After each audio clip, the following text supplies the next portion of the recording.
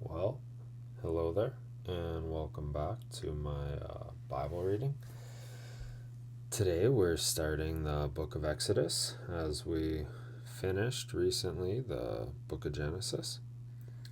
And it's been a while since I've done a reading. Been a little bit busy and not sure if I wanted to do the King James or continue on with the Revised Standard Version, Second Catholic Edition, as that's what I've been reading from. And I'm just honestly going to stick with that one because I got permission to use that one, even though the King James is in public domain. So I'd be able to use that one without seeking permission. But, anyways, that's pretty much it right now. So, without further ado, let's get into it. So, this is the book of Exodus, chapter 1, the sons of Israel.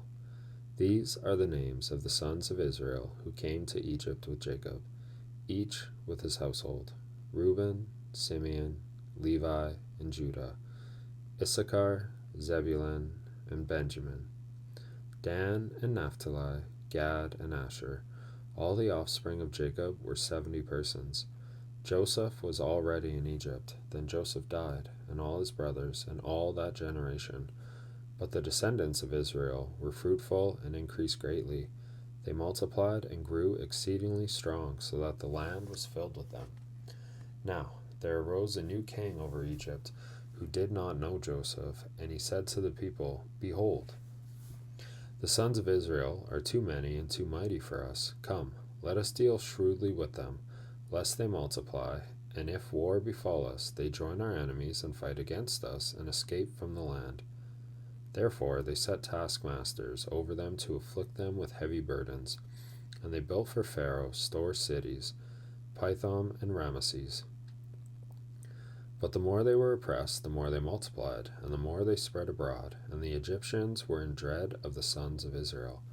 So they made the sons of Israel serve with rigor, and made their lives bitter with hard service in mortar and brick, and in all kinds of work in the field. In all their work they made them serve with rigor.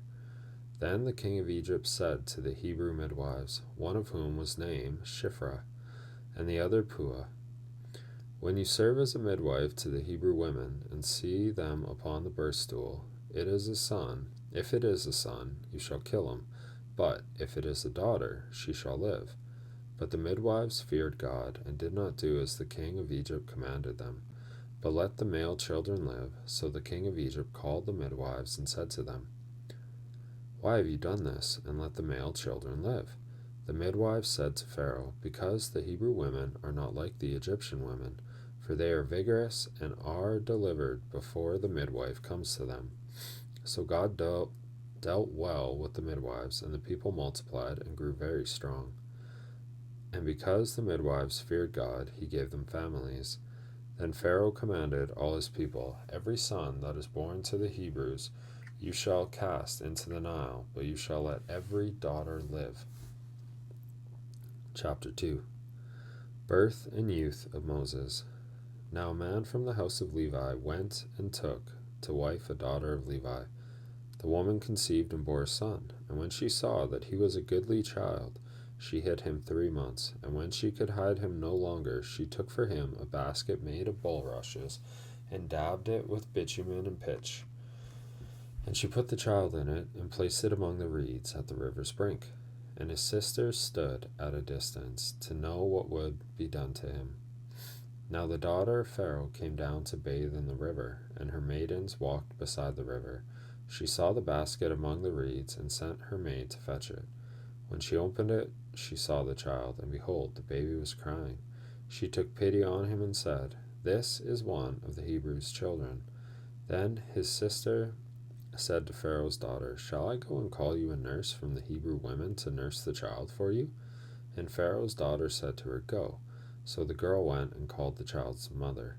And Pharaoh's daughter said to her, Take this child away and nurse him for me, and I will give you your wages. So the woman took the child and nursed him. And the child grew, and she brought him to Pharaoh's daughter, and he became her son. And she named him Moses, for she said, Because I drew him out of the water. One day, when Moses had grown up, he went out to his people and looked on their burdens, and he saw an Egyptian beating a Hebrew, one of his people. He looked this way and that, and seeing no one, he killed the Egyptian and hid him in the sand. When he went out the next day, behold, 2 Hebrews were struggling together, and he said to the man that did the wrong, "Why do you strike your fellow?" He answered, "Who made you a prince and judge over us? Do you mean to kill me as you killed the Egyptian?" Then Moses was afraid and thought, "Surely the thing is known." When Pharaoh heard of it, he sought to kill Moses. But Moses fled from Pharaoh and stayed in the land of Midian, and he sat down by a well. Now the priest of Midian had 7 daughters, and they came and drew water and filled the troughs to water their father's flock. The shepherds came and drove them away, but Moses stood up and helped them, and watered their flock. When they came to their father Reuel, he said, "How is it that you have come so soon today?"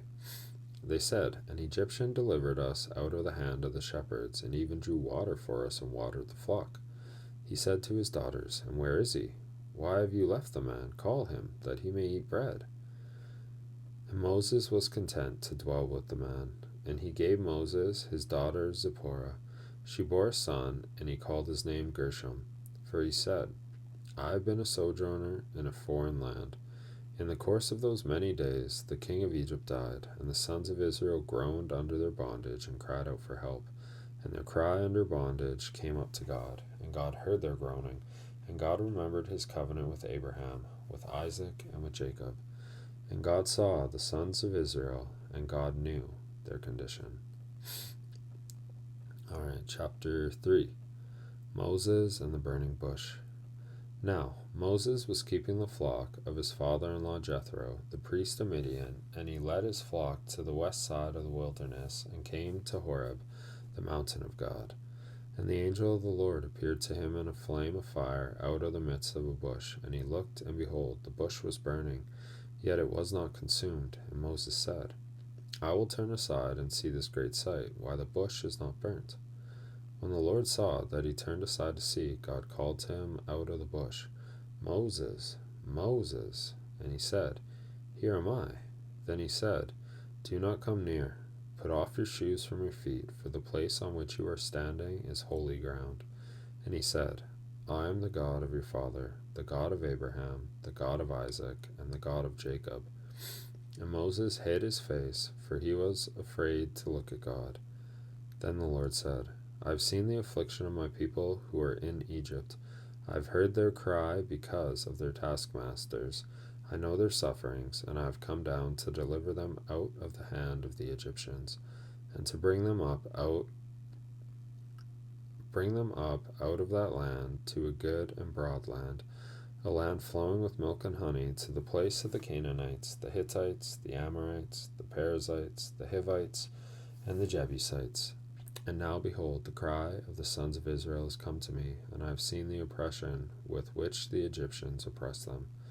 Come, I will send you to Pharaoh, that you may bring forth my people, the sons of Israel, out of Egypt." But Moses said to God, "Who am I that I should go to Pharaoh and bring the sons of Israel out of Egypt?" He said, "But I will be with you, and this shall be the sign for you that I have sent you. When you have brought forth the people out of Egypt, you shall serve God upon this mountain." Then Moses said to him, "If I come to the sons of Israel and say to them, 'The God of your fathers has sent me to you,' and they ask me, 'What is his name?' what shall I say to them?" God said to Moses, "I am who I am." And he said, "Say this to the sons of Israel, 'I am has sent me to you.'" God also said to Moses, "Say this to the sons of Israel, 'The Lord, the God of your fathers, the God of Abraham, the God of Isaac, and the God of Jacob, has sent me to you. This is my name forever, and thus I am to be remembered throughout all generations. Go and gather the elders of Israel together and say to them, 'The Lord, the God of your fathers, the God of Abraham, of Isaac, and of Jacob, has appeared to me, saying, I have observed you and what has been done to you in Egypt, and I promise that I will bring you out of the affliction of Egypt to the land of the Canaanites, the Hittites, the Amorites, the Perizzites, the Hivites, and the Jebusites, a land flowing with milk and honey.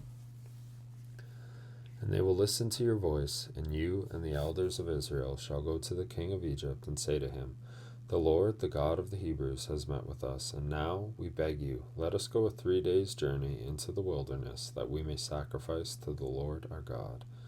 I know that the king of Egypt will not let you go, unless compelled by a mighty hand. So I will stretch out my hand and strike Egypt with all the wonders which I will do in it. After that he will let you go. And I will give this people favor in the sight of the Egyptians, and when you go, you shall not go empty. But each woman shall ask of her neighbor, and of her who sojourns in her house, jewelry of silver and of gold, and clothing, and you shall put them on your sons and on your daughters. Thus you shall despoil the Egyptians. And, yeah, that's going to wrap it up for this one, I think. Just start back nice and slow. But, yeah, Benjamin, Jesslyn, as always, I love you both so much, and I hope and pray that God blesses you, and I also hope and pray that you find these, and maybe actually give them a listen.